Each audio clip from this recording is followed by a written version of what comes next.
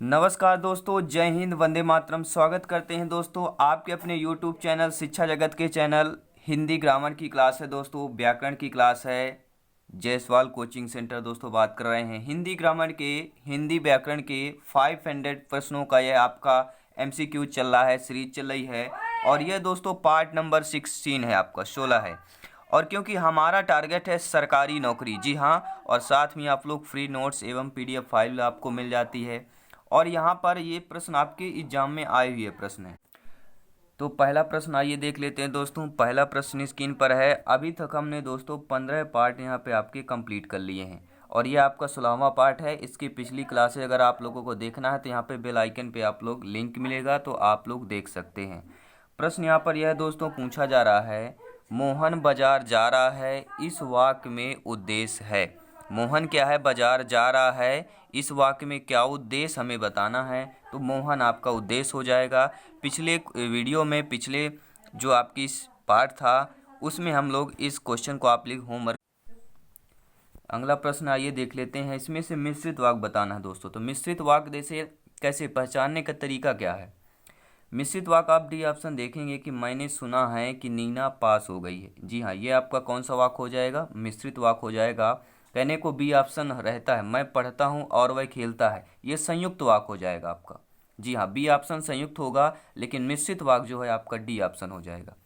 और अगला प्रश्न स्क्रीन पर है। प्रश्न ये पूछा जा रहा है कि कौन सा मिश्र वाक्य है। अब मिश्र वाक्य हमें बताना है, तो मिश्र वाक्य क्या होगा। मैंने पिछले क्वेश्चन में आप लोग बताया था, मैंने सुना है कि सुरैया ने निकाह कर लिया है।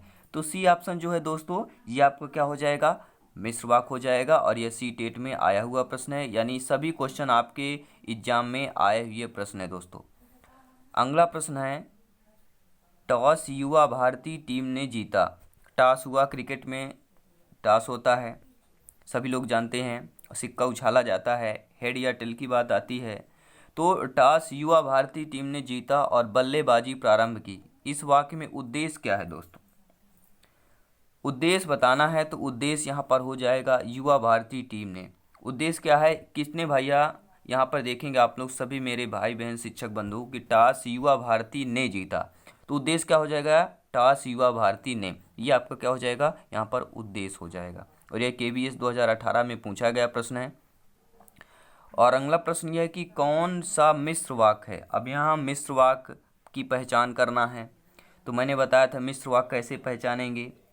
वह कौन सा व्यक्ति है जिसने महात्मा गांधी का नाम ना सुना हो, यह आपका कौन सा मिश्र वाक्य हो जाएगा। और अगला प्रश्न है, राम आया भाई से मिला। राम क्या है दोस्तों, आया और भाई से मिला और तुरंत लौट गया, यह वाक्य कैसा कहलाएगा। तो यह आपका संयुक्त वाक्य कहलाएगा। संयुक्त वाक्य कैसे मिलाएगा कि राम आया और भाई से मिला और शब्द लग गया, तुरंत लौट गया। जैसे आप 2+2 कर देते हैं, यहाँ पर बराबर 4 हो जाता है, ये नहीं कि आप संयुक्त हो गया आपका, ठीक है। दो आपका ये साधारण वाक्य मिलकर संयुक्त वाक्य बना देते हैं। इसी प्रकार यहाँ पर भी है कि राम आया भाई से मिला और तुरंत लौट गया, ये क्या हो जाएगा, संयुक्त वाक्य हो जाएगा। दोस्तों अगला प्रश्न देख लेते हैं, स्क्रीन पर है, उद्देश्य और विधेय किसके अंग हैं। तो उद्देश्य और विधेय किसके अंग कहलाते हैं, सभी लोग जानते हैं, सिंपल सी बात है, वाक्य के कहलाएंगे। जी, उद्देश्य और विधेय किसके अंग हैं, वाक्य के ही अंग हैं। वाक्य में ही तो पता चलेगा उद्देश्य कौन है, विधेय कौन है, तो ये सभी वाक्य के अंग कहलाते हैं दोस्तों। अगला प्रश्न स्क्रीन पर है, तेंदुलकर ने एक ओवर में 5 छक्के लगाए, इस वाक्य में उद्देश्य क्या होगा। बहुत अच्छी बात है, तेंदुलकर ने एक ओवर में 5 छक्के लगाए। अब इस वाक्य में उद्देश्य बताना है, तो उद्देश्य क्या होगा, किसने लगाए भैया 5 छक्के, तेंदुलकर ने लगाए हैं, तो ये आपका क्या हो जाएगा दोस्तों, उद्देश्य हो जाएगा। अगला प्रश्न स्क्रीन पर है, पूछा यह जा रहा है कि क्रिया विशेषण उपवाक्य है। अब निम्न में से आपको बताना है किसमें क्रिया विशेषण और आपका उपवाक्य है। इसके पहचानने के लिए तरीका यही है, जब बारिश हो रही थी तब मैं घर गया था। जब बारिश हो रही थी तभी मैं क्या है, तब मैं घर गया था, यह क्रिया विशेषण उपवाक्य शब्द कहलाएगा, यानी सी ऑप्शन सही हो जाएगा। और अगला प्रश्न स्क्रीन पर है, पूछा जा रहा है दोस्तों, झूठ मत बोलो, यह किस प्रकार का वाक्य है।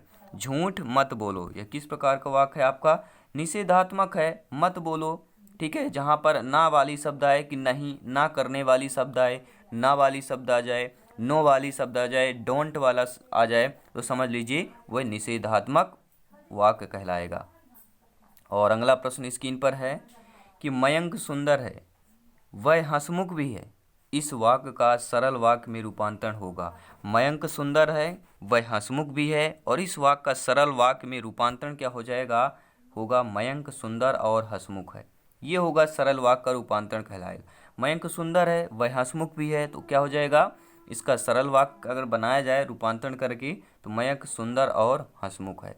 सी ऑप्शन सही हो जाएगा। और अगला प्रश्न स्क्रीन पर आ चुका है, सभी लोग आप लोग देख रहे होंगे।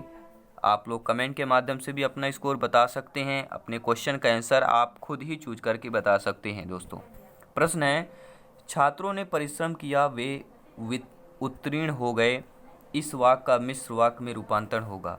छात्रों ने क्या है, परिश्रम किया, वे उत्तीर्ण हो गए। अब इसका मिश्र वाक्य का रूपांतरण करना है, इन दोनों का मिश्र वाक्य रूपांतरण करके क्या बनेगा, जिन छात्रों ने परिश्रम किया वे उत्तीर्ण हो गए। जी हाँ, सी ऑप्शन आप लोगों का सही हो जाएगा। एक बार सभी मेरे प्यारे मित्र शिक्षक बंधु एक बार सभी दिल से वीडियो को लाइक कर देंगे। नेक्स्ट क्वेश्चन देख लेते हैं।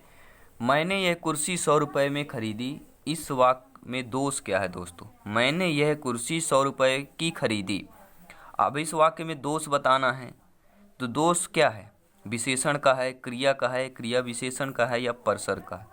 तो जी हाँ, सी ऑप्शन आप लोगों को सही होगा। इसमें जो दोष है परसर्ग का दोष है।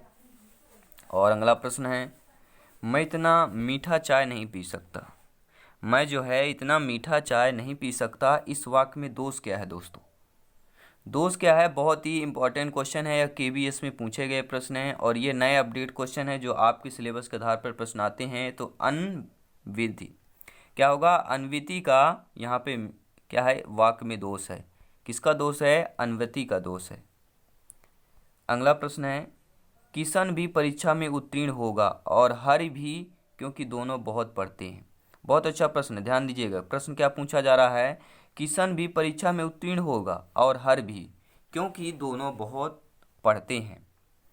संयुक्त मिश्र वाक्य है, मिश्र संयुक्त है, मिश्र मिश्र है, संयुक्त मिश्र है, केवल मिश्र है। तो किशन भी परीक्षा में उत्तीर्ण होगा और हर भी, क्योंकि दोनों बहुत पढ़ते हैं। ये और आ गया, पहले और आ रहा है, यानी कि पहले हमें क्या होगा, संयुक्त होगा, फिर क्योंकि वह दोनों पढ़ते हैं, फिर मिश्र वाक्य हो जाएगा। ठीक है, अगर और शब्द आ जाए तो समझ लीजिए संयुक्त यानी जोड़ा गया है। और कहते हैं ना, मैं कर लूँगा और ये भी कर लूँगा, जोड़ते ना, ऐसे ऐसे यहाँ पर भी है। किशन परीक्षा में उत्तीर्ण होगा और हर भी, तो पहले आपका संयुक्त वाक्य इतना बन गया, इसके बाद ये ऐड कर दिया गया क्योंकि वो दोनों बहुत पढ़ते हैं, तो आपका मिस हो गया। तो सी ऑप्शन दोस्तों यहाँ पर सही हो जाएगा। अगला ऑप्शन देख लेते हैं। क्वेश्चन है, निम्न में से किसमें स्त्रीलिंग शब्द है। अब देखिए, आप लोगों को स्त्री पुरुष लिंग से भी क्वेश्चन आ जाते हैं, तो ये भी इंपॉर्टेंट है कंसेप्ट। दोस्तों सभी कंसेप्ट का कैलकुलेशन आपका किया गया है। किसमें स्त्रीलिंग शब्द है, आंसू, रतालू, ससुराल, टेसू। तो जो टेसू शब्द है यह आपका स्त्रीलिंग शब्द है। जी हाँ, ये STT 2018 में पूछा गया प्रश्न। तो हाल ही में जो आपके एग्जाम हुए उसमें प्रश्न है कि किस वाक्यांश में अधिकरण कारक है। अधिकरण कारक की पहचान करना है, तो बाग में क्या हो जाएगा, अधिकरण में पर होता है ना दोस्तों, तो अधिकरण में आ रहा है तो आपको क्या होगा, अधिकरण कारक हो जाएगा। अगला प्रश्न आइए देख लेते हैं, स्क्रीन पर है। सभी प्रश्न आपके स्क्रीन पर आएंगे, आप लोग वीडियो पॉज कर आंसर भी दे सकते हैं अपने मन मुताबिक, और आपको बिल्कुल फ्रीडम दिया जा रहा है। आप लोग बेफिक्र कमेंट करें और केवल स्टडी रिलेटेड कमेंट करें, क्वेश्चन रिलेटेड ही कमेंट करें। दोस्तों बहु शब्द का बहुवचन है, सभी लोग कमेंट करें। और आप ट्विटर पे भी हमें फॉलो कर सकते हैं, जायसवाल कोचिंग सेंटर। ट्विटर में आपको सर्च करना है, आप लोगों को मिल जाएगा, जो आइकन है हमारा वही आपका लगा हुआ है, तो ट्विटर में भी आप फॉलो हमें कर सकते हैं। तो बहु शब्द का बहुवचन क्या हो जाएगा, बहुएं हो जाएगा, यानी सी ऑप्शन दोस्तों सही हो जाएगा यहाँ पर। और अगला प्रश्न पूछा जा रहा है कि किस वाक्यांश में संप्रदान कारक है। जी हाँ, संप्रदान कारक की पहचान करना है, तो आप लोग देखेंगे इस कृपा के लिए, संप्रदान के लिए, ये आपका होता है पहचान संप्रदान कारक की, तो इस कृपा के लिए सी ऑप्शन हो जाएगा, संप्रदान कारक हो जाएगा। और अगला प्रश्न स्क्रीन पर है कि इस वाक्यांश में संबंध कारक है। अब संबंध कारक यहाँ बताना है दोस्तों। तो संबंध कारक की पहचान क्या होती है? राम की एक पुस्तक है। संबंध का के की होता है ना, तो यहाँ पर की वर्ड का आपका यूज हुआ है, की वर्ण का यूज हुआ है। तो राम की एक पुस्तक, तो सी ऑप्शन जो है, सॉरी बी ऑप्शन जो है, यह संबंध कारक का वाक्यांश कहलाएगा। अगला प्रश्न स्क्रीन पर है, किस वाक्यांश में मध्य पुरुष का प्रयोग हुआ? जी हाँ, मध्य पुरुष, उत्तम पुरुष, प्रथम पुरुष, इससे भी एक प्रश्न आता है। ज़्यादातर इससे आपके संस्कृत में आते हैं, लेकिन हिंदी ग्रामर में भी आपके प्रश्न पूछ लिए जाते हैं दोस्तों। तो इस वाक्यांश आपको यह वाक्यांश बताना है, किस वाक्यांश में मध्य पुरुष का प्रयोग हुआ। जी हाँ, मध्य पुरुष का प्रयोग हुआ है। तो देखेंगे, आपसे कहा था कि इसमें क्या है? मध्य पुरुष का प्रयोग हुआ है। तो बी ऑप्शन सही हो जाएगा। और अगला प्रश्न स्क्रीन पर है, इनमें से कौन सा शब्द पुल्लिंग का सूचक है? तो पुल्लिंग का सूचक हमें शब्द क्या बताना है? पुल्लिंग का सूचक शब्द क्या होगा? देखिए, नदी, टोपी, मिट्टी, ये तो पुल्लिंग का सूचक है नहीं है। तो पानी जो शब्द है, ये आपका पुल्लिंग का सूचक कहलाएगा। और अगला प्रश्न स्क्रीन पर है कि धोती शब्द का बहुवचन क्या होगा? बहुत अच्छा प्रश्न है, इंपॉर्टेंट क्वेश्चन है, और ऐसे क्वेश्चन एग्जाम में पूछे जाते हैं। जो लॉजिकल क्वेश्चन होते हैं दोस्तों, लॉजिकल वर्ड होते हैं, लॉजिकल शब्द होते हैं। तो धोती शब्द का बहुवचन क्या हो जाएगा? धोतियाँ हो जाएगा। यानी यहाँ पर आप लोगों का बी ऑप्शन सही हो जाएगा। और अगला प्रश्न पूछा जा रहा है कि एक वचन से बहुवचन बने शब्दों में असंगत छांटना है। यानी एक वचन से जो बहुवचन जो शब्द बनते हैं, उसमें असंगति, जो असंगत छांटना है, तो असंगत होता है तरबूजों। जी हाँ, डाकुओं हो जाएगा, वधुएं हो जाएगा, भालुएं, लेकिन असंगत आपका जो है तरबूजों हो जाएगा। ठीक है, एक वचन से बहुवचन, जैसे डाकू से डाकुओं हो गया, वधु से वधुएं हो गया, और भालू से भालुओं हो गया। लेकिन जो तरबूजों दिया गया है, ये असंगत बन जाता है। तो बी ऑप्शन सही हो जाएगा। और अगला प्रश्न है कि इनमें से पुल्लिंग शब्द बताना है दोस्तों। तो पुल्लिंग शब्द क्या हो जाएगा? बचपन। तो बचपन यहाँ पर आपका पुल्लिंग शब्द कहलाएगा। अगला प्रश्न आइए देख लेते हैं स्क्रीन पर। सभी प्रश्न आपकी स्क्रीन पर आएंगे और फटाफट अंदाज में आएंगे, और फटाफट अंदाज में आप लोगों को आंसर भी देना है। और यह 2018 में पूछा गया प्रश्न है, एसटीटी एग्जाम में ही पूछा गया प्रश्न है। तो करण कारक की युक्ति वाक्य चुनना है। तो करण कारक की युक्ति वाक्य चुनना है, तो कौन हो जाएगा? कानों सुनी बात सत्य होती है, यह करण कारक की युक्त हो जाएगी। करण क्या है? कानों सुनी बात सत्य होती है, यह करण कारक की युक्त वाक्य हो जाएगा। पहला ऑप्शन ही सही होगा। और अगला प्रश्न है कि माँ बच्चे को दूध पिला रही है, कौन सा कारक होगा? माँ बच्चे को दूध पिला रही है, यानी कर्म कारक हो जाएगा। ठीक है दोस्तों, क्या हो जाएगा? कर्म कारक हो जाएगा। अगला प्रश्न स्क्रीन पर है, अपादान कारक का उदाहरण नहीं है। देखिए, सुरेश ने मोहन से छोटा है, अपादान कारक है। मैं आज से पढ़ाई करूंगा, अपादान कारक का उदाहरण है। गंगा हिमालय से निकलती है, अपादान यानी कि अलग होने के अर्थ में, अलग होने के अर्थ में ही अपादान कारक होता है। तो गंगा हिमालय से निकल रही है, यानी कि अलग हो रही है, तो ये भी अपादान कारक का उदाहरण है। लेकिन राजा ने मंत्री से कहा, यह अपादान कारक का उदाहरण नहीं है। तो according to question right option number D हो जाएगा। और ये केबीएस 2016 में पूछा गया प्रश्न था, इंपॉर्टेंट क्वेश्चन है और आपकी एग्जाम में आया हुआ प्रश्न है। नेक्स्ट क्वेश्चन, रीट एग्जाम 2015 में राजस्थान शिक्षक भर्ती में 2015 में प्रश्न पूछा गया था, हिंदी में लिंग कितने प्रकार के होते हैं? बहुत ही सिंपल सी बात है, संस्कृत में 3 होते हैं, ये नोट कर लीजिएगा। बहुत ही ये दोस्तों आपको कंफ्यूज करने वाला क्वेश्चन है। हिंदी में 2 लिंग होते हैं, स्त्रीलिंग और पुरुष लिंग होते हैं। अगर संस्कृत की बात करते हैं, संस्कृत में 3 लिंग होते हैं। ये सभी लोग नोट कर लेंगे, बहुत ज़्यादा कन्फ्यूजन होता है। मेरे सभी मित्र लोग कन्फ्यूज नहीं होना है, बिल्कुल क्लियर है दोस्तों। और अगला प्रश्न स्क्रीन पर है, हिंदी में वचन कितने होते हैं? जी हाँ, हिंदी में वचन होते हैं। तो हिंदी में वचन 2 होते हैं, एक वचन और बहुवचन होता है। ये सभी लोग नोट कर लेंगे, हिंदी में वचन 2 ही होते हैं। और यह केबीएस 2016 में पूछा गया प्रश्न है।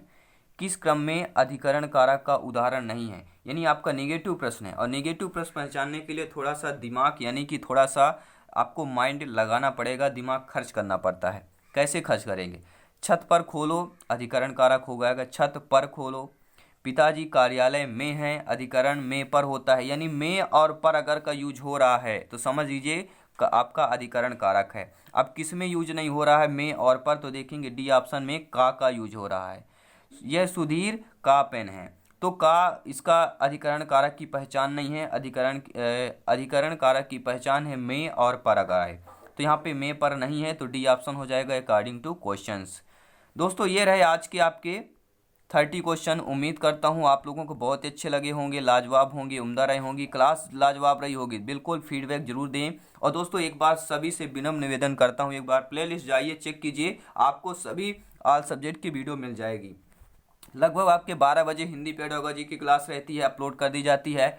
4 बजे दोस्तों आपकी बाल विकास यानी CDP चाइल्ड डेवलपमेंट की क्लास है, वो आपको अपलोड कर दी जाती है। और जल्द से जल्द हम नाइट में संस्कृत पेडागोजी में कोशिश करेंगे संस्कृत पेडागोजी की भी क्लास लेने की, यानी शिक्षण शास्त्र की यहाँ पर समझ लीजिए बिल्कुल बेस्ट 100% तैयारी कर रहे हैं। हर कैंडिडेट, हर भाई बहन, हर शिक्षक बंधु जायसवाल कोचिंग सेंटर का परिवार है, YouTube channel Jaiswal coaching centre का परिवार है। सभी लोग 120 प्लस का स्कोर यहाँ पे क्रैक करेंगे। जी हाँ, जितने भी कैंडिडेट हैं मेरे सभी वीडियो देखते हैं, लगातार देखते आ रहे हैं और मेहनत करते हैं, प्रैक्टिस करते हैं, तो 120 प्लस का स्कोर कहीं नहीं जा रहा दोस्तों। बहुत ही सिंपल और साधारण से आप लोग करेंगे और मेरी बताए हुए अनुसार अगर मार्गदर्शन पे चलते हैं, मेहनत करते हैं, तो आप टॉप रैंक भी हासिल कर सकते हैं। ये कोई छोटी बात नहीं है दोस्तों। तो सभी मित्रों का मेरा जय हिंद, वंदे मातरम। मैं अपने आप को मोटिवेट रखता हूँ, अपने से जुड़े हुए लोगों को भी मोटिवेट करने की कोशिश करता हूँ कि हर सपने को अपने सांसों में रखो, हर मंजिल को अपनी बाहों में रखो, हर जीत आपकी है, बस अपने लक्ष्य को अपनी निगाहों में रखो। धन्यवाद, जय हिंद, वंदे मातरम दोस्तों।